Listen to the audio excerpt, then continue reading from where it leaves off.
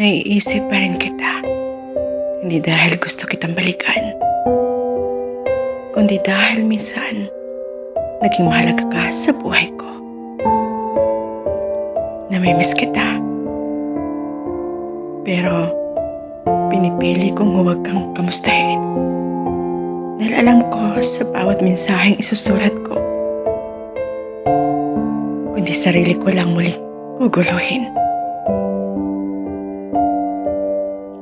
Marami nang nagbago.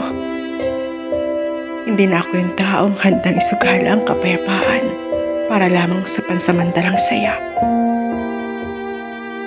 Unti-unti kong tinatanggap na may taong mananatili lang sa alaala at hindi para balikan,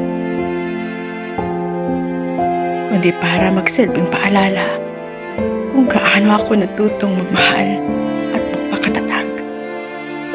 May puwang ka pa rin sa puso ko, pero hindi na kita hinihila pabalik sa buhay ko.